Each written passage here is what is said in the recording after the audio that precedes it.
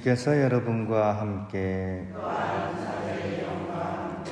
마르코가 전한 거룩한 복음입니다.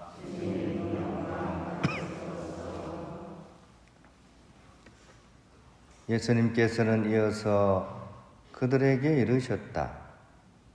너희는 온 세상에 가서 모든 피조물에게 복음을 선포하여라. 믿고 세례를 받는 이는 구원을 받고 믿지 않는 자는 단죄를 받을 것이다. 믿는 이들에게는 이러한 표징들이 따를 것이다. 곧 내 이름으로 마귀들을 쫓아내고 새로운 언어들을 말하며 손으로 뱀을 집어들고 독을 마셔도 아무런 해도 입지 않으며 또 병자들에게 손을 얹으면 병이 나을 것이다. 주 예수님께서는 제자들에게 말씀하신 다음 성천하시어 하느님 오른쪽에 앉으셨다. 제자들은 떠나가서 곳곳에 복음을 선포하였다. 주님께서는 그들과 함께 일하시면서 표징들이 뒤따르게 하시어 그들이 전하는 말씀을 확증해 주셨다. 그 여자들은 자기들에게 분부하신 모든 것을 베드로와 그 동료들에게 간추려서 이야기해 주었다. 그 뒤에 예수님께서도 친히 그들을 통하여 동쪽에서 서쪽에 이르기까지 영원한 구원을 선포하는 거룩한 불멸의 말씀이 두루 퍼져나가게 하셨다. 주님의 말씀입니다. 편을 빕니다. 제가 얼마 전에 지갑을 잃어버렸어요. 저희 전 재산이 들어가 있는. 그래서 막 당황스러워서 어디 있는가 아무리 찾아봐도 없으니까 거기 막 운전면허증도 있고 하니까 그죠? 다 새로 해야 되잖아요. 그래가지고 이제 정구의 달인이죠, 그죠? 우리 정구를 청할 때 물건 찾을 때는 안토니오 성인을 통해서 정구를 청하죠. 그래서 막 제가 정구 기도를 좀 했어요. 그래서 좀 지갑 좀 찾게 해달라고. 영험이 있었는지 우리 수도원의 레오 수사님이 그걸 발견하셨어요. 소파에 그게 지갑이 엎어져 있었대요. 근데 색깔이 똑같아가지고 발견을 못한 거죠. 아무튼 영험이 있었어요, 그죠? 가끔가다 그 안토니오 성인의 정구를 통하면 이게 참 찾겨지는 경우도 많습니다. 어저께인가요? 우리 순녀님이 열쇠를 잃어버려가지고 그렇게 찾으셨어요. 그래서 막 안토니오 성인이 막 정구를 막 청하셨다 그래요. 찾으셨죠? 예, 찾으셨어요. 그죠? 예. 이렇게 안토니오 성인의 정구를 통하면 참 이렇게 되는 경우가 많습니다. 왜냐하면 이분이 기적이 아주 많으셨던 그 유럽에서도 사실은 어느 성당을 가도 안토니오 성인의 그런 동상이나 이런 것들이 세워져 있는 경우가 많습니다.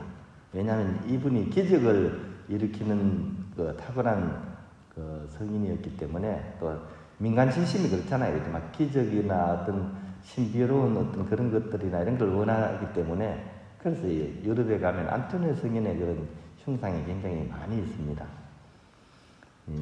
그리고 실제로 이분이 돌아가시고 난 뒤에 1년 만에 시성이 되었어요. 이런 성인도 별로 없습니다. 적어도 막 몇 년 걸리거나 그죠? 그런데 이분은 돌아가시고 나서 1년도 안 돼서 시성이 되신 그런 분입니다. 그럼에도 불구하고 이분의 인생을 한번 살펴보면 좀 뭐라 그럴까요? 평탄한 인생이 아니셨죠. 아주 굴곡이 많은 그런 인생을 짧고 굵게 그렇게 살다가 불꽃처럼 살다가 가신 성인, 그 성인이 바로 이 안토니오 성인인 것 같습니다. 원래는 이분이 젊은 시절 때 아우구스티노 수도에 입회를 하셨습니다. 그 아우스틴 수도에 이제 입회를 하셨다가 거기서 이제 사제품을 받았다고 합니다. 그런데 이분이 나중에 프란체스코의 첫 선교자들을 이렇게 알게 돼요. 이 분이 이제 프란체스코 수도에서 이렇게 5명의 형제들이 이렇게 순교를 갖다가 이제 순교당하는 일이 이렇게 벌어지거든요. 근데 이분이 그 사실에 굉장히 감명을 받습니다. 나도 저 사람들처럼 복음을 위해서 나의 목숨을 바치리라. 이렇게 이제 결심을 하고 아프리카에 가서 이제 복음을 전하려는 그런 뜻을 세우고 아예 프란치스코에로 수도원에 이적을 해버립니다. 지금은 아이고 그럴 수 있다고 생각하지만 좀 다르죠, 그죠? 우리는 여러분 같으면 그렇게 하겠습니까? 순교하기 위해서 수도원 옮기겠습니까? 이 우리하고 굉장히 다른 부분, 물론 중세 사람이니까 그럴 수도 있어요. 중세 사람들은 약간 뜻이나 의를 위해서 자기 어떤 일생을 보내는 걸 더 큰 의미가 있다고 생각하죠. 현대인들은요, 의로움이 아니라 이로움을 위해서 나한테 이득이 되느냐, 이득이 되지 않느냐를 중심에 놓고 판단을 하는데 중세 사람은 의가 더 중요했던 거죠. 그래서 그런지도 모르겠습니다. 아무튼 이 성인은 바로 그런 이유로 순교를 하겠다는 열망으로 오히려 이렇게 수도원을 이렇게 옮겼던 분입니다. 그런데 이제 세상 만사가 자기 마음대로 안 되죠.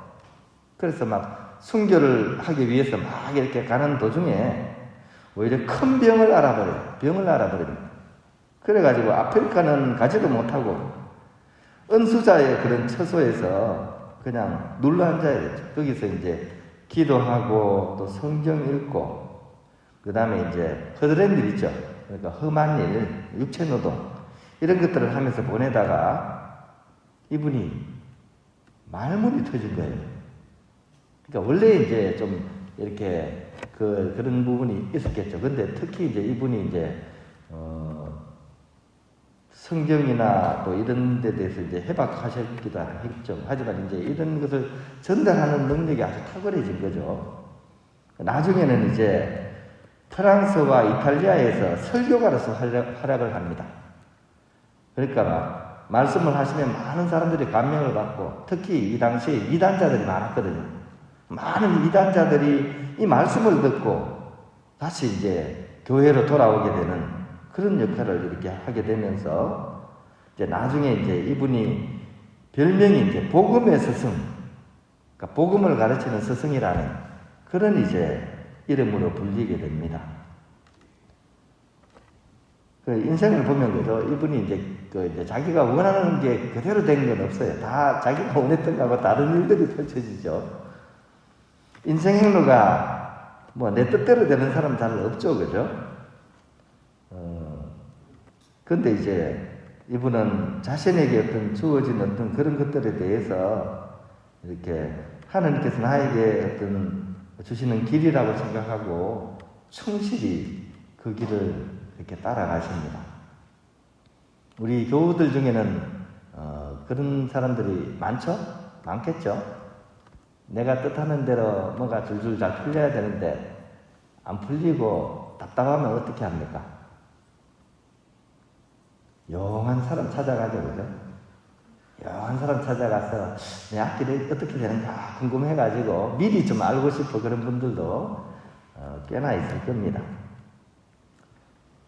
그런데 이 성인은 자기 뜻대로 되지 않는 그런 인생마저도 하나님의 이끄심이라고 생각하고 거기에 나를 맡기고 그 흐름에 충실하면서 이렇게 살아갔습니다.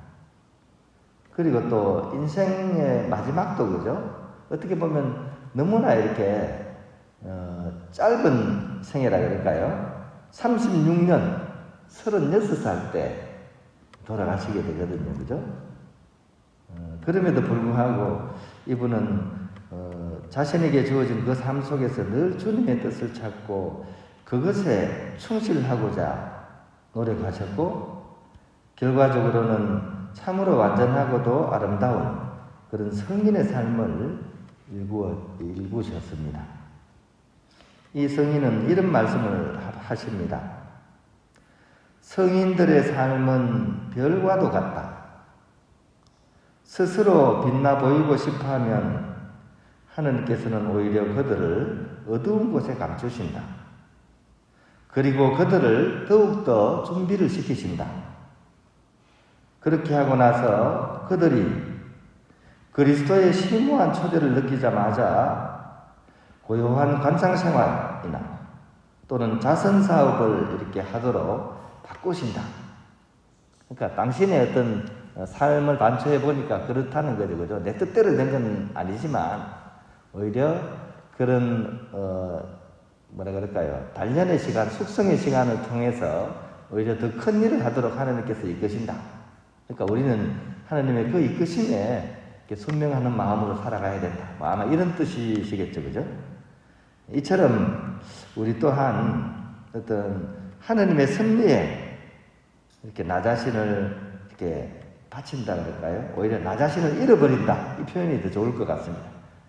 자신을 온전히 잃어버림으로써 더 큰 자신을 발견할 수 있는 그런 우리의 삶이 될 수 있도록 이렇게 안토니오 성인의 삶을 본받아 우리에게 주어진 하루하루 그렇게 충실히 살아갔으면 좋겠습니다.